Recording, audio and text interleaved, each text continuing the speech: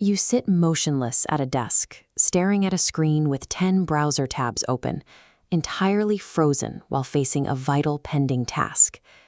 This behavioral freeze is often mistaken for a character flaw or a lack of willpower. In reality, we are observing a mechanical system failure. This hesitation is hostile malware. It is a critical vulnerability executing upon the brain's boot sequence, designed to force the mind into an avoidance protocol.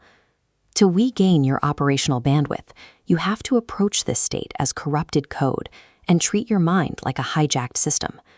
In 20 years of managing complex industrial operations, I've seen that massive infrastructure projects rarely collapse because they run out of resources. Systemic failure occurs when a central processing node encounters a bottleneck and defaults to a holding pattern, waiting for flawless conditions that never arrive.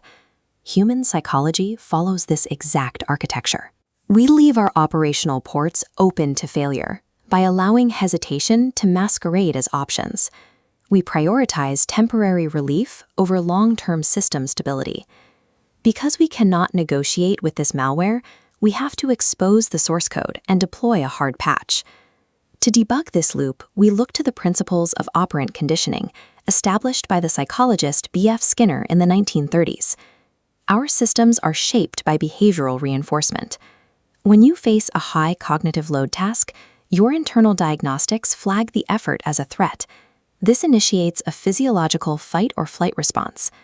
You execute the flight protocol by opening a new tab or scrolling social media. The immediate drop in anxiety you feel serves as negative reinforcement. Every time you avoid a perceived threat and survive, your brain registers the avoidance as a successful survival tactic. This hard-codes neural pathways that reinforce the exact same behavior. By validating this loop, you are neurologically programming your own system freeze. The exploit goes deeper into our cognitive architecture. Aaron Beck, the pioneer of cognitive therapy, identified how negative automatic thoughts create a distorted perception of reality.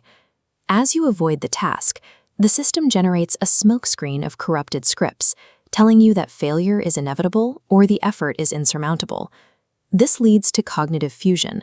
You stop observing your thoughts as raw data and instead physically merge with them. When the script outputs, "I will fail," you process that corrupted code as valid telemetry. Your internal sensors are effectively blinded. You begin to believe your own corrupted code, turning a standard operational task into an insurmountable threat.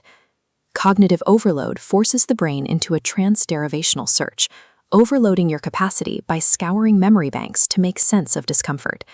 This lag drops the conscious firewall. With executive control offline, procrastination malware gains root access to your high-level decision-making, your operational identity.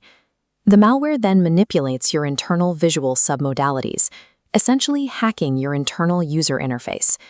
It renders the pending task as a dark, heavy, insurmountable object. It looks static and threatening in your mental workspace. Simultaneously, distractions are rendered as bright, fast, and kinetic. Your nervous system is hardwired to pull away from the dark threat toward the kinetic stimulus.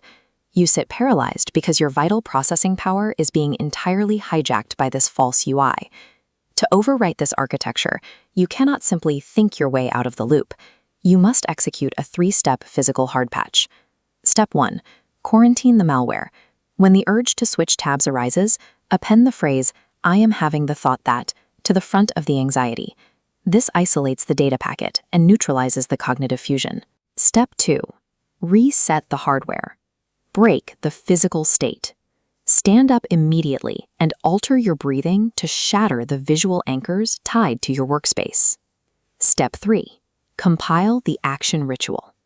Bypass analysis paralysis by selecting the smallest executable unit of the task, the single smallest microaction. Set a 25-minute timer and execute only that fragment. This works because the physical momentum of completion neurologically overwrites the avoidance loop. Stop processing hesitation as legitimate feedback. Sever the connection to your avoidance loops and quarantine the hesitation immediately. Recalibrate your baseline functionality and execute the patch today. This is how you stay operational.